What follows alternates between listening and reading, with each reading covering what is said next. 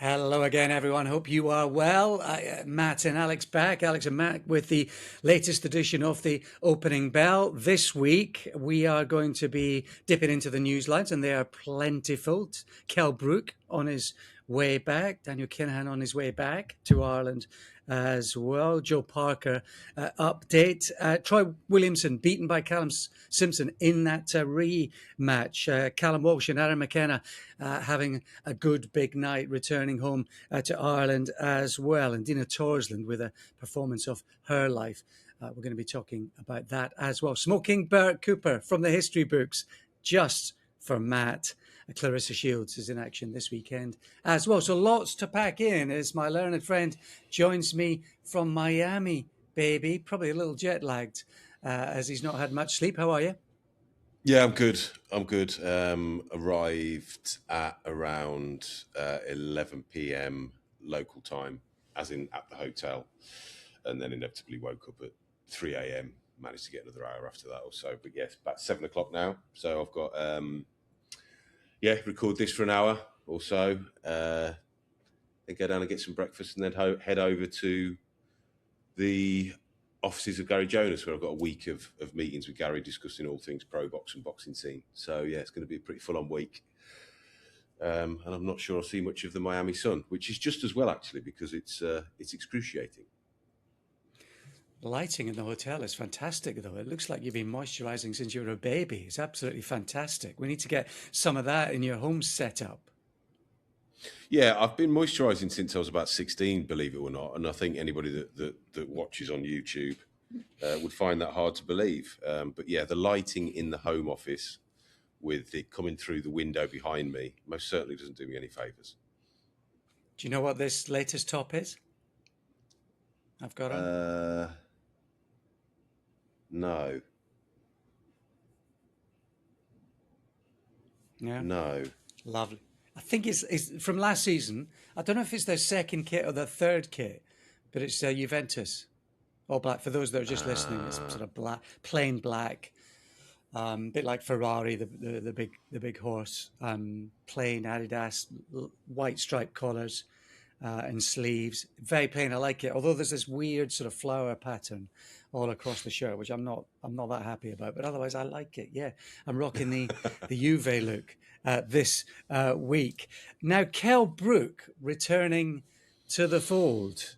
He was ringside at the weekend. He was looking very, very pleased with himself, teasing a big fight, maybe against a big opponent. Now, obviously, that means he can't just walk back into the world scene. So it might be a big name who isn't necessarily attached to a belt. Chris Eubank Jr. being teased. What can you tell us? I can't really go into any more detail than that. I don't know any more detail. I've seen the headlines of. I saw Kell Brook at ringside on Saturday night. I thought he looked tremendous. He's obviously in tremendous shape.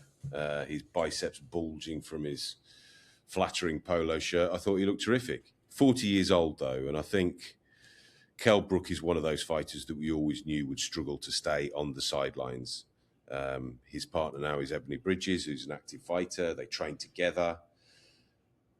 You put all of these things together, the fact that he won his last fight against his arch rival Amir Khan, when he will have probably has felt as good as new during that contest, and the adulation that you'd have got following it, I can understand why he's coming back. That fight actually was more than 4 years ago, we should add. Doesn't seem like that. I remember being up in Manchester watching that fight, but it was 4 years ago. He was 36 then.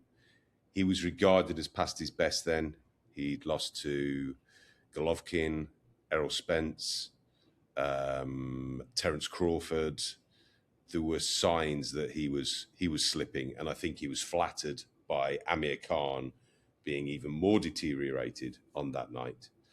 But ultimately, what happens is he hasn't necessarily got a haunting, stinging bad memory of being beaten up inside the ring. His most recent memory is his most triumphant night, arguably. We saw pictures of him getting in shape because he was going to have an exhibition bout to do in memory of Ricky Hatton. That fell by the wayside. And he has been training. He's got himself back. He will feel fantastic because he had a period where he wasn't in shape. Now he is in shape. And he'll be thinking that he can come back and do something. He said, and I haven't spoken to Rob about it, but he said it will be a British Boxing Board of Control bout. And it was put to him by TalkSport, is the opponent Chris Eubank Jr. Eubank Jr. is another on the comeback trail. And I'd rather they both walked away and stayed away, but I can see why that fight might make sense to those behind the scenes who can make some money out of it. But I think the case of Kell Brook, winning his last fight, winning a world championship, probably being financially secure, but there is a gaping hole still in his life. And this, the case of Kell Brook, should illustrate how exceptionally hard it is for fighters to walk away. It's been a recurring theme, Matt, on this pod, hasn't it, for the last 2-3 months? It's been a recurring theme. It was the battle of who had least left when he fought Amir Khan 4 years ago. And it has echoes and strains of Fury AJ, doesn't it? Coming up later in the year or the start of next year out in New York City. It's a very familiar theme, just unable to walk away. I've said it before in the pod, and it's not meant as a criticism, it's an observation, really. That boxers they're institutionalized by the routine of their day and the nature of their work in life. They are absolutely institutionalized. And I think collectively we've got to find a way to kind of recondition, but there's only so much you can do. There's only so much you can say.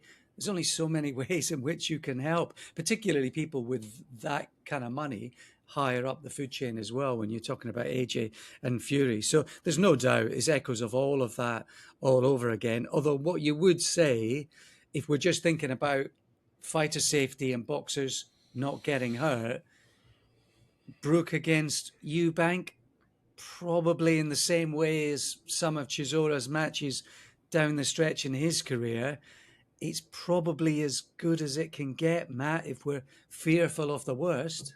And, we're going to talk about that. Lee Reeves still in a similar critical condition. We're going to talk about Raven Chapman, for whom the signs are better, and she might be returning home. But that's on one side of the argument that we're having here. That's the other side of the concerns that we have here. It's an impossible situation. I mean, I wish I'd spoke to Rob Smith beforehand about the case of Kell Brook. But I think if Kell Brook is fit, he very clearly is fit. He's going into a fight where I must admit, when I thought about it for a minute or so the other day when I saw the news, I couldn't immediately come up with a winner, given how deteriorated that Chris Eubank Jr. had looked in his last fight. And you kind of think, well, okay, it's evenly matched. The issue that I think that we have, and it goes back years and years and years, and we've spoken to Tris Dixon about it in an early episode of this podcast, because he authored the book Damage, and the whole thought process behind that was not to expose boxing's ills. It was to expose boxing's dangers to active fighters. That was really what Tris was trying to achieve from that book, because it's not in the here and now that the vast majority of problems occur. With Lee Reeves and Raven Chapman, they're two exceptions that prove the rule, but largely it's an accumulation effect, and it happens in 20 years' time. And someone like Kell Brook right now, at the age of 40, will be feeling as good as he's felt in years. And quite frankly, we'll be saying to the likes of you and I, who on earth do you think you are to say that I can't come back and do what I want to do? And I would listen to that and I'd agree with it. So what can possibly be done? Difficult subject. Too big a subject for the here and now, I think. So Kell Brook returning to boxing. Daniel Kinahan returning to his homeland, although I don't know how much of a homecoming it would have felt like. He touched down in Dublin on Sunday. He's already been into court, unrepresented. There is a solicitor's strike ongoing over in Ireland at the moment. That's part of the reason. There is a talk that he wants a legal representative from the north of Ireland rather than the south of Ireland. So that's at play as well. But he's back, those legal proceedings. I suppose that there's a couple of questions that I'd ask you, Matt. First of all, your reaction to that. I found the whole thing quite surreal, really. From the moment that he was arrested, there was always this belief that he would be allowed to roam out in Dubai, bringing money to Dubai, still bringing serious amounts of money to his pockets. There was a feeling that he had found a safe haven out there. So from the moment he was arrested, there's been an element of surprise. It has turned slightly surreal over the last few weeks, where podcaster James English has been posting little snippets of his interview with Kinahan, and you get to hear Kinahan's voice. You don't get to see him, but you get to hear Kinahan's voice at this point. And given how long that I've been covering the story and the various articles that I've written and the various documentaries that I've been on, you are almost talking about this mythical villain because he operates exclusively in the shadows. Then suddenly to hear his voice, it was quite an odd moment, quite a creepy moment, in all honesty. I think there's still going to be a lot of people in boxing that are going to be wondering what happens next with Daniel Kinahan. I think there's still a lot that's going to come out in the wash, because speaking to people that I've worked with that are not in boxing but are working in crime reporters, people in legal fields over in Ireland, speaking to them over the last few days, they're as convinced as they possibly can be, but that the case against him now and all of the evidence that they have been collating for well over 10 years is cast iron, and he will face life imprisonment. Once that occurs, then the investigations that they carried out and the folders and folders they've got about people that he was working with in boxing might start to feel a little bit nervous. But we wait and see. It's another story in the history of boxing. Someone that was attached to the sport, that was allowed to be so incredibly influential, when quite clearly in the other side of their lives, they were doing things they really shouldn't have been doing. It's a fascinating case, and I was looking at various newspaper reports of it over the weekend, and it was the most read story on pretty much every single reputable news outlet was Kinahan coming back to Ireland. Okay, you've touched on what was going to be my second question, but I'll go to it anyway, and you can answer it as best you can. And that would be that it's going to depend on what his trial / conviction looks like. It may depend on whether he opens his mouth with regard to his time in boxing in any way. It's almost singularly going to be dependent on that. But if he does, are there fighters, managers, promoters, perhaps TV streaming executives who are going to be slightly twitchy about that? I wouldn't have thought so, in all honesty. I think I unless things have changed since I last delved into the subject, I think people like your fighters, your people like your Sonny Edwards, Tyson Fury, Billy Joe Saunders, I think they're all going to be absolutely fine. I think the majority of promoters should be fine. People working in television, for example, should be fine. It is the people that were working closely with him behind the scenes that may not be fine. And there's a few that are still active in boxing at the moment that I would imagine will be worrying the most about what happens over the course of the next few months. Okay, interesting. Also returning to the fold possibly soon is Joseph Parker, whose time away from the ring because of a doping infringement has been cleared by UKAD to return to competition. Now, he had he served effectively a 3-month ban, could have been 2 years. It's been reduced to 3 months, partly because it was out of competition and partly because UKAD are sort of tied into believing his explanation for it. And that is that his nutritionist was a regular cocaine user. Sounds a little bit like, as defences go, Sounds a little bit like saying you asked the Pope to teach you swear words. A little bit, but anyway, that's what we've got. What do you make of it?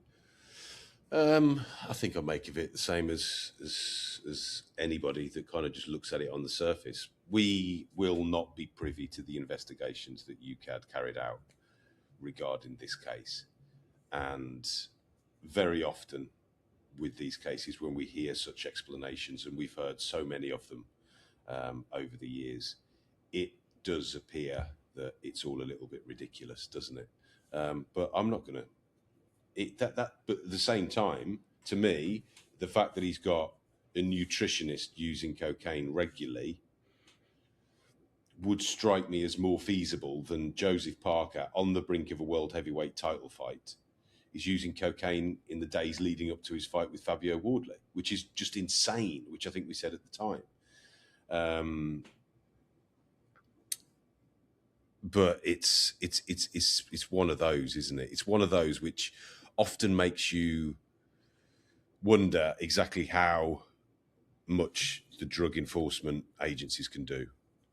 Do they simply have to, the evidence that they've got, if you can provide an excuse that the evidence would just about make that excuse feasible, it tends to be, okay, well, slap wrist, off you go. And Joseph Parker's back after the loss to Fabio Wardley, and another ridiculous tale of doping in sport is over. Yeah. I mean, I think with all of these things, you have to take personality and your likes or dislikes out of the equation. I mean, you can't have Joseph Parker, nice guy, positive test. Oh, I can't have this. Conor Benn, edgy guy, positive test. I'm definitely not having that. You take that out of the equation. What I will say, just in the interest of balance, and I don't have a strong opinion on it. I mean, it all seems a bit of a nonsense.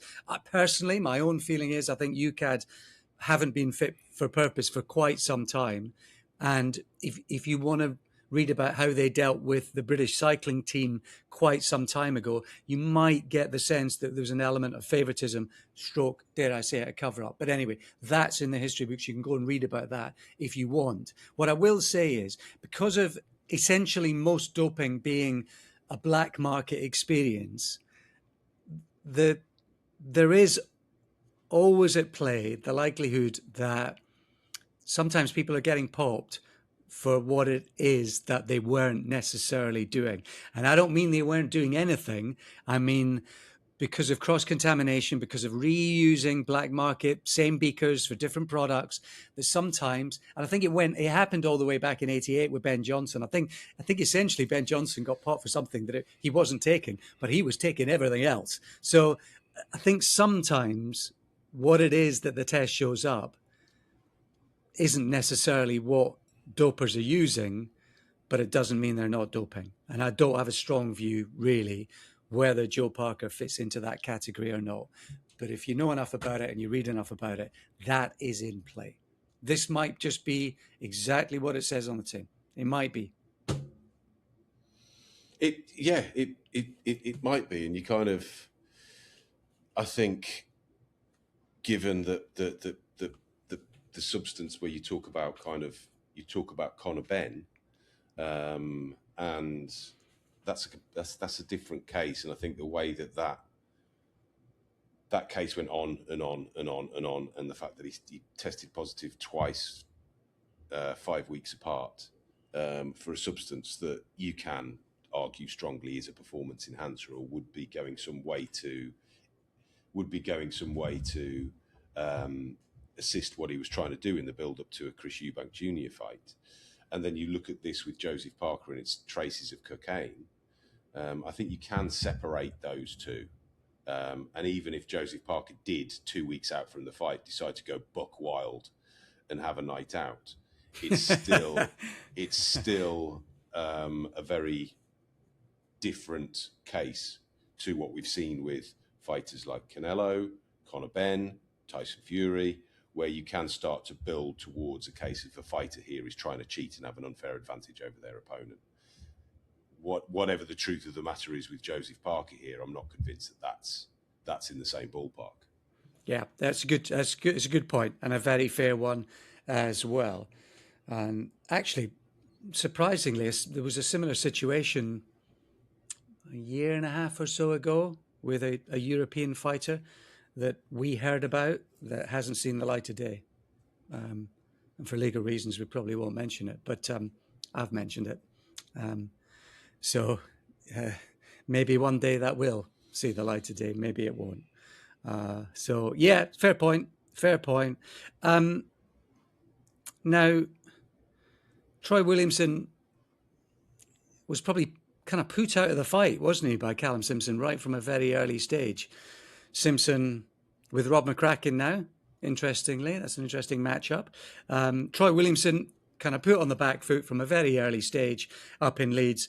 And Simpson, with that big Barnsley backing, was just full steam ahead in fifth or sixth gear pretty much from the very start. I've got my own view on sometimes the way Simpson fights like that. It reminds me a bit of the way in the early sort of parts of Deontay Wilder's career, he used to fight and throw punches. There was almost an element of panic in it. But it might just be it was over eagerness. Either way, it worked for him, Matt, didn't it? And he kind of kept Troy Williamson in check to get his revenge.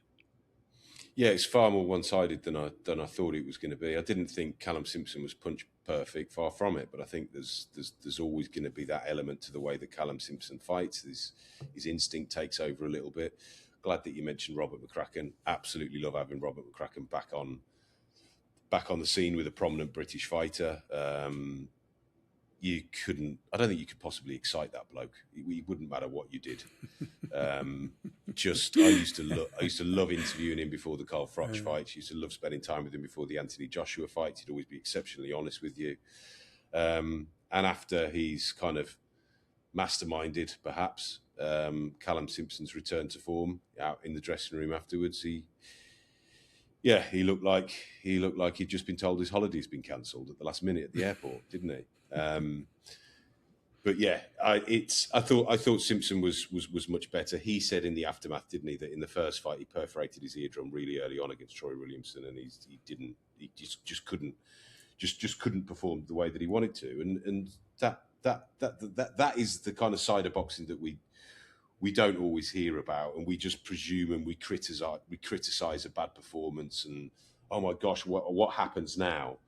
Where you try and fight with a perforated eardrum, you try and go through your day getting on trains or whatever else, or driving with a perforated eardrum, you're going to have a pretty bad day. So you can understand that if that was the case, why he had a bad showing first time round against Troy Williamson. I think we sometimes presume that these people are something like a perforated eardrum or a cut eye or a stomach bug shouldn't affect a boxer, but it does. And very often boxers are hiding these things as they go into fights as well. They'll be hiding injuries and everything else. But yeah, I felt a little bit sorry for Troy Williamson after all of these years kind of trying to win the big fight, wins the big fight. Then he's offered I think he was offered a world title fight in the build up to this, or in the interim between the first fight and the second fight with Callum Simpson, but he's contractually obliged to have the rematch with Callum Simpson. And in that case, when you were the underdog in the first fight, you have to wait until the favourite in the first fight is ready to have the rematch. It's something that's kind of going on at the moment with Daniel Dubois hanging around and waiting for Fabio Wardley. But he also, it was abundantly clear in a way that it didn't appear in the first fight, how much bigger Callum Simpson was physically, his frame, height-wise, reach-wise, than Troy Williamson. And I think the way the second fight went is the way that the vast majority of us were expecting the first fight to go. Troy Williamson would give it a go. He'd be hard work. He wouldn't go away easy. He'd put up a fight, give it his all till the last bell. But ultimately, Callum Simpson would just prove quicker, bigger, longer, better. And that was the case. But kind of Simpson's, as you alluded to in the build-up, in your intros here, Simpson alluding to world title fights, and that's what he wants. You still feel that there's a lot of work to do before he goes from this level to world championship level. Chasm, I think, Matt, an absolute chasm. He did look huge, you're right. He looked absolutely massive, didn't he? He looked like a light heavyweight fighting at a super middle. And by the way, Kell Brook saying he'll come back at middle or super middle, having, of course, been a welterweight and a relatively small, albeit talented and powerful and hard-hitting welterweight. He's talking it coming back in middle or stroke super middle.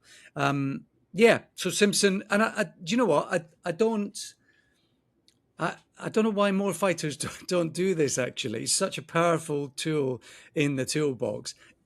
Once you've won a fight and you've kind of erased what you needed to erase or overcome what you needed to overcome. You know, Ricky Hatton never gave Junior Witter his chance, didn't he?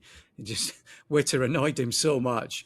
Maybe Frank Warren and the team were a little scared about it, but yeah, he never really wanted to give Junior Witter his opportunity. And now Callum Simpson, having won the rematch, he's like moving on. Where some people are saying, let's have a trilogy. And Simpson is just, no, I've done that and moved on. And I'm slightly surprised that more boxers don't do that. But as you say, in modern day, there's so many rematch clauses in just about every contract. So it's going to be about levels for Simpson, I think, unless Rob McCracken can work his magic on him. And I suspect the first protocol will be, why were you sticking your head on Troy Williamson's chest pretty much for 36 minutes of that fight, when I don't think that was the game plan? But he does do that. It is part of his makeup, and he actually isn't that effective, although it was working for him in the fight because he was stifling Williamson as opposed to necessarily being really effective up close himself. I just don't think he's particularly effective when he's up close. He smothers his work. He gets too close to get any big shots off, and it's more huff and puff, and he's using up energy. I think it's a totally wasted tactic, and it's one that he's employed in his career previously as well. So I'm interested to see how that plays out, because I think that's an Achilles heel. Yeah, and as I said, it's almost like he does it instinctively. It's not, as you say, or I'd be surprised if it was something that they're working on behind the scenes. It does seem to be instinctive, but as you say as well, there was an element of him keeping him out of harm's way, even though against a better fighter, perhaps a better and bigger fighter than Troy Williamson, it would just lead him into trouble. But he will have been quite naturally on edge a little bit about the threat from Troy Williamson after being stopped by him. And he did ultimately, he did what he had to do. I think there's a danger of over-analysing performances, even in victory, and, well, they did this, but they're not going to be able to do that. And they did this, and they're not going to be able to do that against this person, but they did it against that person. They got away with it there. It's we'll part see. of my job, mate. It's I know. It's part of the pod. Sometimes I hear myself. I'm just like, oh my God. But anyway, but I think something that is important to mention here is that this was the first fight with Robert McCracken. We don't know exactly how much time they had together, but that relationship will continue to blossom, one would think, the more time they have with each other. Callum Simpson himself alluded to it afterwards, didn't he? Not necessarily in the ring, but he did when he went back, and he went to put Robert McCracken out of his misery in the dressing room and speak to the media, so Rob didn't have to anymore. And he did say, I'm going to be back in the gym soon, and I'm expecting to be told a few home truths about my performance out there. So he was honest about it. I think he knows, and he will feel that this is a huge hurdle cleared in his career, because after that, the first defeat, people were writing him off. I think we're probably too quick to write him off, but it does take a lot of courage, and it does show you what a fighter is about. If all they're thinking about is the rematch against the conqueror. Plenty of other fighters have gone a different route and thought, no, if we lose again, then it is all over. But he wanted to put that wrong right, and that's what he's done. I think he's done it exactly in the manner that we thought he would do several months ago. Yeah, absolutely. We had David Price on the pod, didn't we, last year? If you've not listened to that, you're new to the opening bell, go back, troll back through that David Price interview. It's absolutely brilliant. He's so honest. He's funny, good company. And, you know, he talks about that kind of dynamic, because of course he went back in with Tony Thompson and the link up with Lennox Lewis, and he talks about all of that, and that's how it can go badly wrong, and then you can almost never get back from it psychologically, physically, emotionally, and everything. So yeah, it was a big banana skin, and Simpson managed to ride that pretty well, in truth, and he hurt Williamson a couple of times, notably when he pinned him against the ropes and he stepped back a little bit to give himself space, find the angles, chopping right, left hook. So, yeah, he can do it. McCracken will be going spare at him in the gym. There's no doubt about it, because I don't think he fought in any way like they were planning to. But, yeah, first fight, big win. They'll move on. And Troy Williamson will try and crack on and maybe win back the British and the Commonwealth. That was up at Leeds on DAZN in Sky. There was a Zuffa bill in Dublin, and Callum Walsh had a homecoming. Ultimately, he was always too good for Tyler Denny, although it became uncomfortable early and it was a bit bloody late on. And Adam McKenna was just in against an opponent who simply wasn't good enough, good for 2 or 3 rounds, and then clueless for the remainder of the fight. So McKenna just had to be him, and that was more than good enough. So Walsh and McKenna, relatively big winners at the weekend, Matt. Yeah, I think the Callum Walsh Tyler Denny fight went as I kind of thought it would. I didn't think that Walsh was going to dominate Denny. I didn't think that Denny was going to win. Walsh again. You wonder if he does need now to step up, because what we're seeing at the moment still isn't this kind of all-conquering force. We're just not seeing that from him. So perhaps he will if he steps up.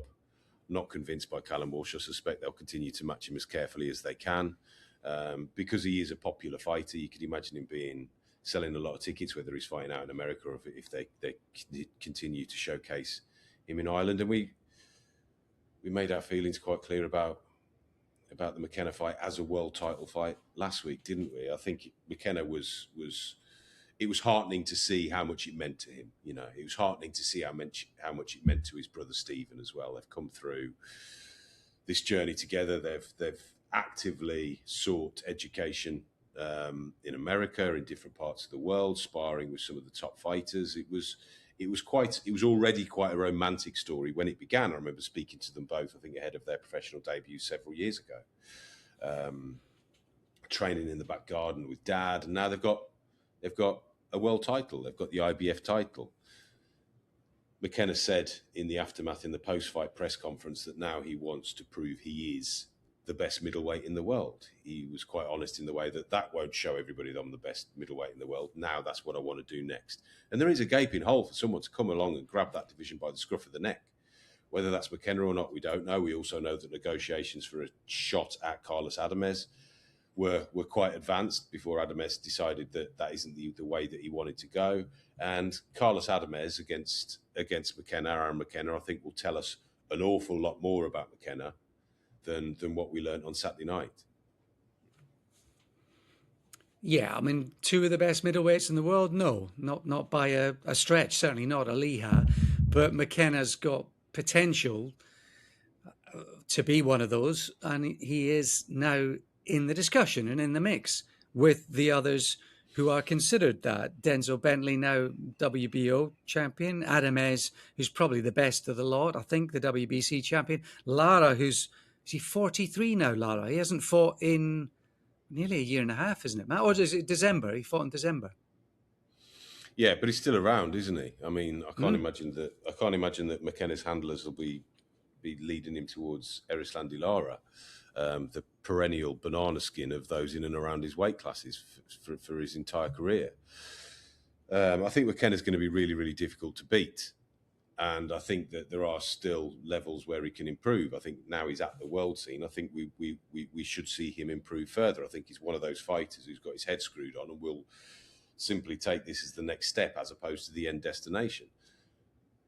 What I will be interested in seeing from a business point of view is how Zuffa go about this now. Now, we know that they have changed their tact a little bit regarding sanctioning bodies are the poison of boxing. We must do everything we can to rid the sport of those dirty belts. They've changed that now, and they've said that for certain fighters that they will embrace the belts. But if McKenna is to achieve his ambitions, one would think it would be difficult unless Zuffa sign up all of the belt holders in the middleweight division to make the fights, the ones that McKenna wants at this point. McKenna is set on the fact that he wants the sanctioning body titles. Didn't hear any mention of a Zuffa middleweight belt on Saturday. No, but you did just have on the Sky graphic Zuffa boxing / world middleweight championship. That was the graphic for the McKenna Oliha fight. Listen, HBO were doing a bit of that back in the 90s, turn of the millennium, as well, when they were sort of attempting to make a stance. I suppose the question that I have, and maybe sort of our listeners are thinking about, Matt, and fans are definitely considering, is that if Zuffa are to try and weave a path in and amongst the sanctioning bodies, does that mean they're really going to have to dip their hands in the pocket to get some of those fighters to come and play ball with their fighters? More so because they might have to work with some of the other managers and promoters who may not have been complimentary about what it is that Zuffa are attempting to do. Well, I do think the bullish way in which Zuffa entered the marketplace might make their life difficult with certain fighters that do want to go the traditional route.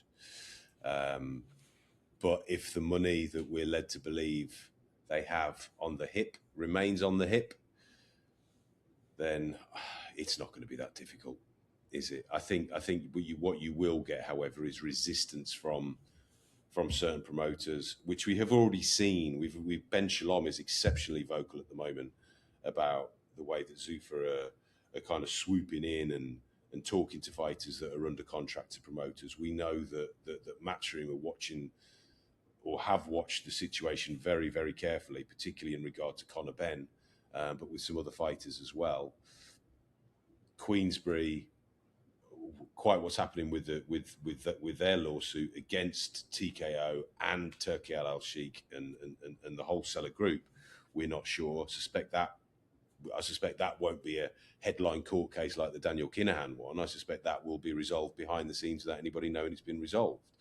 But ultimately, Zuffa have put a few noses out of joint, so it's not going to be a smooth entry. But then you look at Ben Shalom, and I remember talking to Ben Shalom when he got the Sky contract, and one of the things that he was talking about and he was passionate about is, I want to come in and I just want to, I'm aware I'm a new kid on the block. I want to be really respectful to Frank Warren. I want to be really respectful to Eddie Hearn. I want to work with these guys. I want to make all the fights that make the most sense to everybody, to the fighters, to the fans, to the promoters. And that softly approach didn't work for him either. He was, people, the promoters did not take kindly to politeness in the same way that they're not taking kindly to this rather head first, head down, bullish manner that Dana White is going about his business. So what does the future look like with McKenna? And sort of talking about that sort of Zuffa politics and how it works with everyone else. I mean, I think they could end up in the courtroom with Don King, unbelievably, the veteran promoter, because they were trying to make a fight with Opataya, weren't they? Or have been trying to make a fight with Opataya, with one of Don King's fighters, and so that isn't quite running smoothly. So there's a threat of legals in the air with Don King as well, Matt. Yeah, I mean, it was quite interesting. Lance Pugmire actually spoke to Don King as that story was breaking. I think it was last Thursday, was it? I'm not sure. And Don King, in his 90s, saying good luck to them because I'm coming after them. We'll see. Don King doesn't have quite the sway that he used to back in the 1980s and 90s, however. No. Neither do I.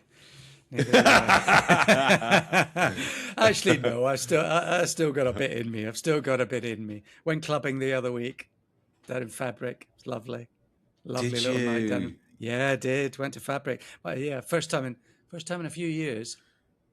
What's what we're talking in Fabric now? Are they all? You getting a wide range of ages in there? Do you know what? He was, yeah, he was a bit surprising actually. Yeah, because I went to see Deep Dish, who are sort of Canadian DJ duo, have been around for years and years and years. I mean, they were certainly late 90s, turn of the millennium. They were around. I saw them at Turnmills in London back when Turnmills was a club around the turn of the millennium back then, so 25, 26 years ago. So I expected it to be a kind of slightly older crowd. So, my wife and I went to see them in Dublin back in February, and it was a mixed crowd, but it was mainly a slightly older crowd. So sort of, you'd have 40s and 50-year-olds in there, but some younger people as well. Fabric the weekend, there was a whole, I don't know if it was just a group of young lads who were out clubbing for the first time. Felt like that. They were absolutely fine, but there was a big group of sort of young 20-something lads who'd kind of march onto the dance floor as one, then march off the dance floor as one. Slightly unusual, but they were fine. But yeah, there was some younger people there, which I didn't expect. But it was good fun. Off to Ibiza in September.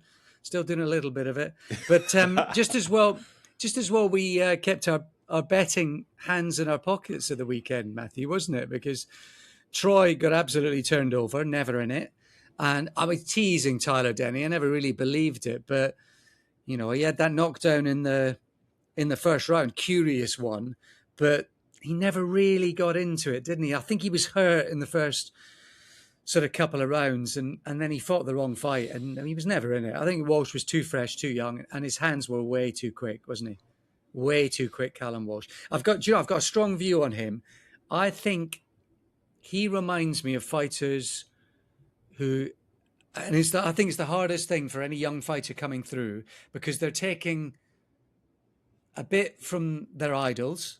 They're taking a bit from what they're being taught in the gym, the fundamentals, and whatever the influence of the coaches that are in their particular gym. And, it could be a wildcard Freddie Roach, which is front foot, attack, body shots, or whatever. So there's lots of different influences at play. And I think it's so hard for any young fighter coming through to know what they are, know what their strengths are, and to find their own path. I think it's so hard for fighters. And when I watch Callum Walsh, I'm absolutely clued into that idea, because to me, he's fast hands. He should try and be a sort of back foot Joe Calzaghe. Throw 10, 12 punches in a burst, get back, regroup. Do it again and again. Just use your feet. He should be a fast-handed counterpuncher, and I don't think he quite knows it. No, but he's still kind of, I think, in the infancy of his journey, and by that I mean that I'm not saying he's necessarily going to have loads and loads and loads of fights, but what I mean is that he's kind of now just touching the fringes of top level. And that's essentially where his coach has got to come in and harness the instincts that he has that leads him to make mistakes, and hopefully harness that style and give him belief that is a style. And I think, as you say, when you're young, it's difficult to have to not want to put on a show, to not want to move forward, to not want to try and knock your opponent out. Joe Calzaghe, with his brittle hands, in the end settled on that, and he was a much better fighter for it. Exceptionally difficult to beat. One could argue impossible to beat amongst his peers, Joe Calzaghe. But that wasn't the way he set out his career in the first place. That wasn't his style when he started as a professional. I think on the evidence of what we saw at the weekend, you'd be, I hate to say it because I really like Callum Simpson. I think he seems a top fella.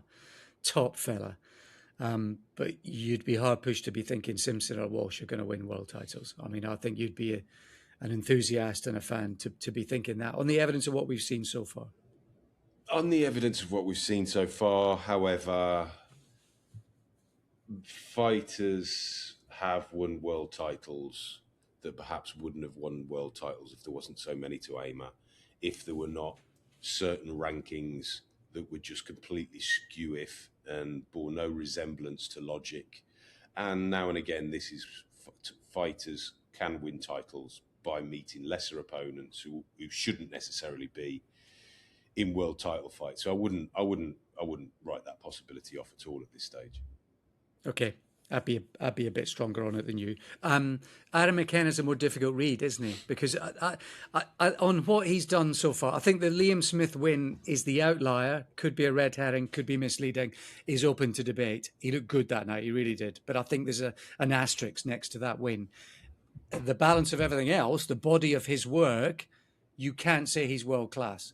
But there's just something, isn't there, that I think he's an easy guy to damn with faint praise, because he does all the fundamentals pretty cleverly, pretty cutely, pretty sensibly, without really shining. And I think he's a harder read, McKenna. I wouldn't be surprised if he actually did develop into a world-class fighter. He might not.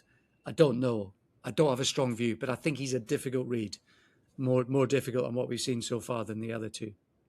I think he's got bags of potential, McKenna. I do, and I think you can see improvements within him. I think ultimately, because he's got a world belt, doesn't make him a world-class fighter. Liam Smith hasn't fought since then. Didn't look like the Liam Smith that we used to know. Liam Smith wasn't widely regarded as one of the best middleweights in the world on that night. And now winning a vacant IBF belt doesn't make him a world-class fighter. However, I think he doesn't seem to make the mistakes that other fighters of that age and of that development do. There's something with McKenna, there's something within McKenna that makes me think that he may go on to not necessarily be the dominant middleweight of his era, but I think there's more to come from him, and I think he is now ready to be tested against the Carlos Adames of this world. Okay. Okay. I think maybe not quite yet, but that was going to be my next question. I think Adames beats them all, personally, but not by so much that it's a stretch and it's a big gap. I think he just beats them all. I think he's the best. How would you pick Denzel against McKenna? Denzel Benton. I mean, it's not going to. I don't think it'll happen because of the different entities involved. But to give listeners an idea of context, of ability, and what we've seen so far, form lines, etc. Bentley, without question, is the more experienced. I think he's probably got the heftier power within those mitts. But I would probably lean towards the youth of McKenna getting the job done in that fight. But again, you've just put that matchup to me without me really giving it any thought. But I think we also need to see what Carlos Adames does, because he has been very, very vocal this year that his future isn't at middleweight. He wants to move up to super middleweight. Mauricio Sulaiman of the WBC has said we're still, until he actually relinquishes the WBC title at middleweight, we are going to rate him as the middleweight champion. I think Adames is in that kind of situation, not remotely comparing him stylistic to Erislandy Lara, but he's in that kind of situation where nobody really wants to fight him. And I think by him saying he'll go up to super middleweight, he's essentially trying to put himself in the shop window and say, look, I will fight anyone. I want to fight anybody that's going to take me forward. So we'll see if Adames really is honest when he's saying he doesn't want to be at middleweight anymore. Yeah, you wouldn't be surprised if he goes up to super middle, and you wouldn't be surprised if next year he fights Canelo. You won't be surprised at all, actually. That's kind of got the smatterings of that as a possibility. So, luckily we kept our hands in our pockets, because Troy got turned over by Simpson. Tyler Denny couldn't produce the upset, and there wasn't a cuts or head clashes in the Dina Torsland-Chernika Johnson fight either. There was nearly, second round, they banged heads, but it's mainly because Chernika Johnson couldn't fight how she normally fights. And that's all credit to the Dane, Dina Torsland. She was terrific. And there was just a bit, I teased it last week, that if she could just give herself that tiny bit of space, then she had the skills and the ability to win this. Boy, did she win it. And she won it good looking. She was front foot. She wasn't quite as reckless, aggressive as she normally is. She threw a million punches, and Janika Johnson, who's normally doing that to her opponents, bullying and beating them up, was just overrun. And even in the second half of the fight, when Johnson at least tried to get on the front foot, Torsland just outfought her, outboxed her, beat her in every department. It was a tremendous career best win from Torsland. And in truth, it's not necessarily out of character with her abilities. And she paid tribute to her gym mate, sparring partner, training mate, Raven Chapman as well, who's been over there in Scandinavia working alongside Dina Torsland. She was injured in sparring and ultimately had to be treated for a brain hematoma, Matt. Seems like that's gone well so far. So far, I haven't looked at any updates this week, in all honesty. But it was shocking news last week to hear that. Led to believe that she collapsed in July the 24th. Was rushed to hospital, and she's been out there ever since. Her parents are there. Her family is out there with her, and have asked essentially for privacy. What is during what is an exceptionally difficult time for them. They're hopeful that at least they can get it back over into the UK. It's just another stark reminder, isn't it? Another stark reminder, like the Lee Reeves is a stark reminder, that all boxers need to be aware of. You know, these things, you can't possibly predict these things. These are, unfortunately, are part and parcel of the sport that we're in. It's very, very hard to say that, and to sit here and be out here for a meeting in America to go and talk boxing all week, and to be talking on podcasts and these sort of things are happening. But we should all know, every single person that works within boxing in whatever capacity, whether as a fighter, a promoter, a writer, a podcaster, a broadcaster, should be acutely aware of the dangers of this sport, and be a little bit more thoughtful with how you guide fighters, promote fighters, write about fighters, criticise fighters on social media. It's a brutal, brutal sport where the worst can happen at any moment. Indeed. And I sent you, I think I sent you that Margaret Goodman article, didn't I? About sort of women in boxing, and maybe some of that. I've not read it myself. I need to go and read that. I'll pop it up this week or next week, but if I can, maybe attach it to the pod description, so you'll be able to click on the link. But Margaret Goodman writing an article kind of about sort of women in boxing and whether there's any differences. There's been some research into that in recent years as well in all sports, including horse racing. So I'm going to have a good look at that article, and I'll come back to you on that as well. This weekend in Georgia on DAZN, Clarissa Shields steps back down in weight to fight the veteran Australian Kay Scott, who's only had 7 fights. She's 42 now, the Australian. I think people will be underwhelmed by this, given the level that Shields has fought at. But she is dropping down nearly a stone in weight. She's got her eyes on Lauren Price, hasn't she, for maybe further down the line? Yeah, and I think it illustrates the issues that Clarissa Shields has had on and off throughout her career with having a marquee opponent worthy of kind of Clarissa Shields' ability and status within the sport. Yeah, this to me appears to be she's fought for light heavyweight and heavyweight titles in the same bout recently, so she's kind of ticked those off, and now she does seem to be making her way back down, realising that the best opponents for her are lighter than her, so she's got to make a pit stop against Kay Scott, and yeah, 1 to 25 the odds I'm looking at for Clarissa Shields to win, and that kind of tells you all you need to know. This to me looks like a mismatch.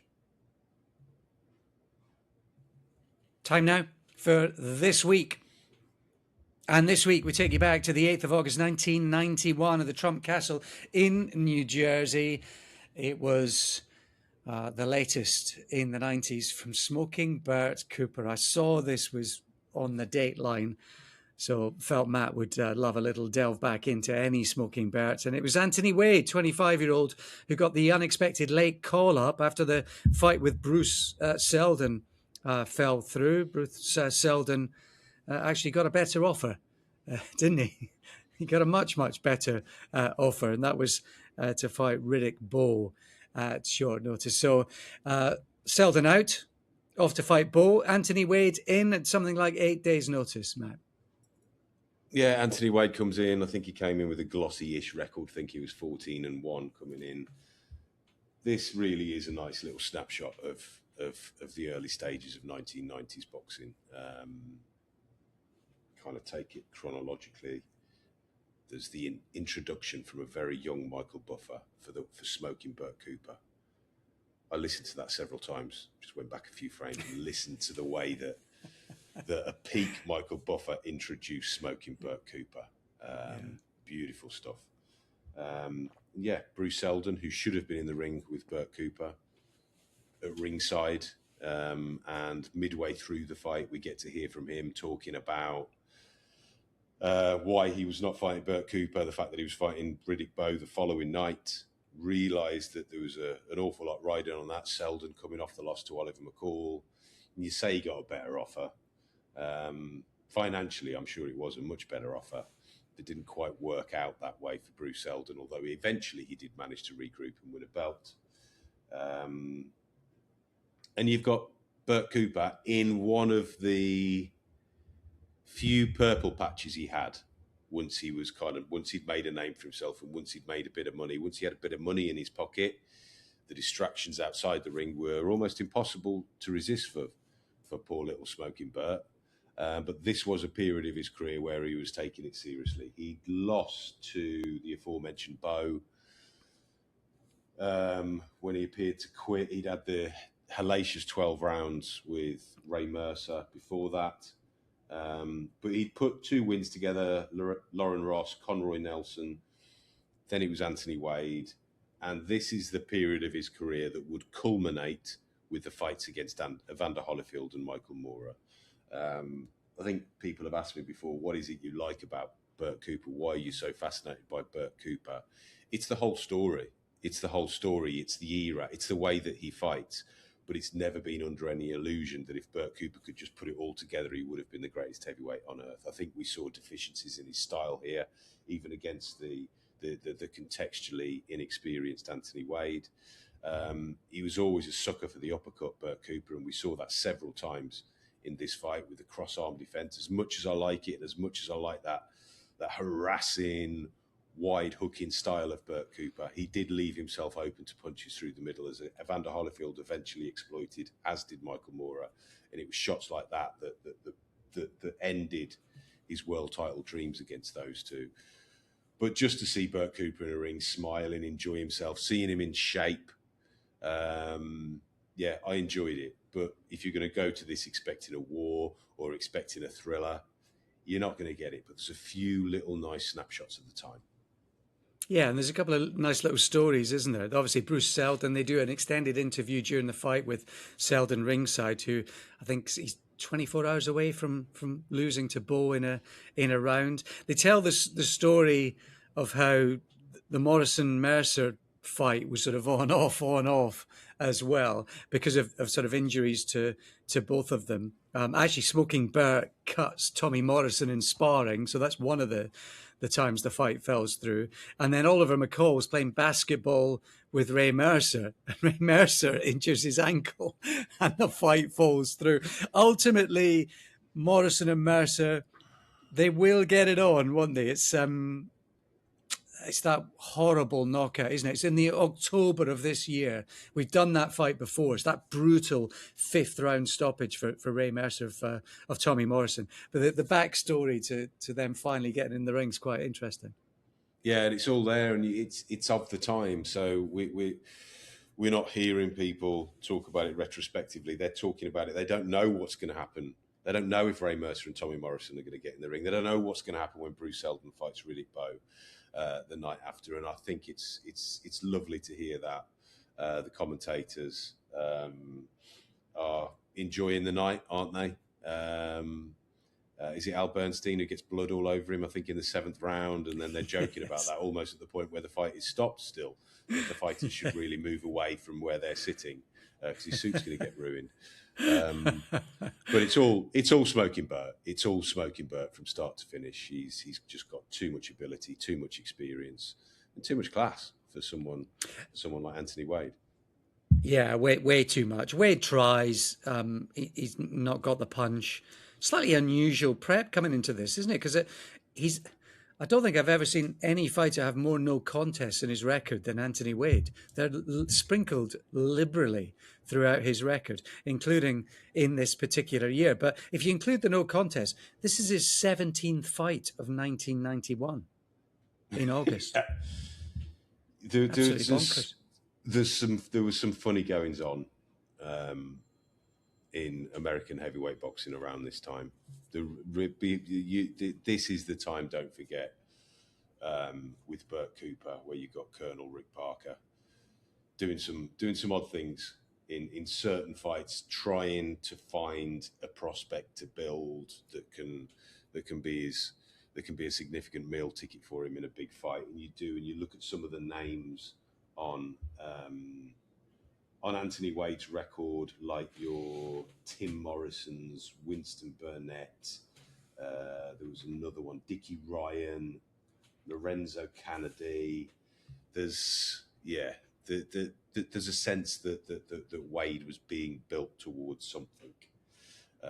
Only just about got through Winston Burnett, who'd lost 85 fights going into that, and Wade came out with a split decision. But what this did show was that Wade was tough, and he was durable. He wasn't just going to go in there and fall over. And I think this was the only time that he was stopped, and he did fight people like Razor Ruddock, Ibeabuchi later in his career, Corey Sanders, and went the distance with all of those. And I think he probably would have gone the distance here had it been left up to him. It wasn't a savage finish. There wasn't a knockdown that led to it, but it was just a steady beating. It was a merciful stoppage from the referee. Yeah, it was a bit of a curious end, wasn't it? Because he's looking exhausted. He's tired. He's been beat up. He's been marked up. His nose is bleeding. So it is accumulative. But he's not looking like he's on the verge of getting stopped. And yet Arthur Mercanti just kind of steps in and waves it off while they're in the clinch against the ropes in round 8. So it is a curious one. Maybe some would describe it as soft, but I think empathetic, that stoppage from Arthur Mercanti. And as Matt said, one of the few times where that happened to Wade, and look at the names he'd go on to share the ring with. Corey Sanders when he was 13-0, Ruddock 3 years later, Razor Ruddock, and he went 8 rounds with Ibeabuchi in 96 as well, when he was supposed to be the baddest man in boxing. And we can probably return to that on a night when Jesse Ferguson fought Oliver McCall. McCall will be 3 years away from Lennox Lewis. Jesse Ferguson, who'd fought Mike Tyson, 5 years previously? So some of the other names from the past and the future in the heavies, Matt. Yeah, and both of those, Jesse Ferguson, somewhat infamously would go on to fight for the world title when Riddick Bowe was champion, and an out of shape Jesse Ferguson was blown away in a couple of rounds in a heavily criticised match. Oliver McCall would, of course, knock out Lennox Lewis and then kind of stick around as a heavyweight fringe contender for the next 15, 20 years.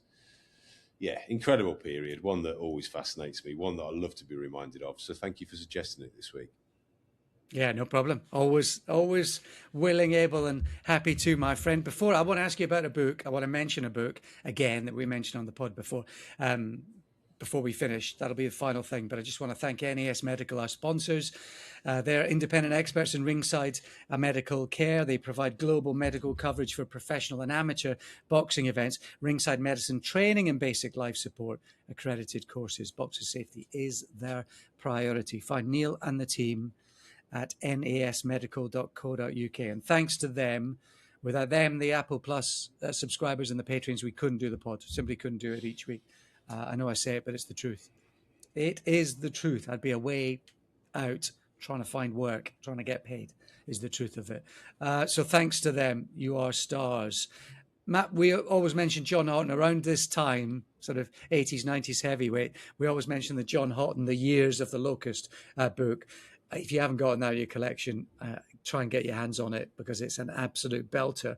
But is there anywhere else, if people wanted to read up about Bert Cooper? Is there anything else they should look at? Not really. As everybody knows who listens to this, I've got a soft spot for going back and reading boxing magazines of the time. There isn't really anything about Bert Cooper out there. There isn't a biography about Bert Cooper, for example. I've kind of now and again considered trying to do something on it, and it would be a hard sell. It really would be a labour of love in every way imaginable. But if you can lay hands on old boxing magazines at the time, particularly things like your KOs and your World Boxings and your Boxing 90s, Boxing 91s, I stumble across some absolute gems there with interviews with Bert Cooper around that time. I think he was a new face in the Ring magazine in about 1985 as well. But no, not nearly enough written on Bert Cooper. Not that I'm aware of. If I've missed something, then please let me know, because I'd love to hear about it. Well, of course, you could delve into Steve Hunt's book, the heavyweight title fights of the 1980s. You could have a look at that. Maybe. But it's funny you mentioned Steve Hunt. I just want to thank him for sending me a copy of his latest one, which is Knockout Movies: A History of Cinematic Boxing. He's obviously got his Boxing Movies podcast. So I haven't actually looked at it yet, Steve, but I will do. I really appreciate that. But yes, you're not going to find Bert Cooper in the heavyweight book of the 1980s, unfortunately. But there's an awful lot of fighters that could be compared to Bert Cooper that were around at that time. Bert Cooper very much took the baton from some of those guys in the 1980s to carry it around rather erratically in the 90s, just as they had in the decade before. Yeah, particularly 90 to 92 when he was in those fights, winning and losing. It's Bert Cooper against Anthony Wade from 1991. Go and have a listen to that. And we will speak to you again next week. Take care. Bye for now.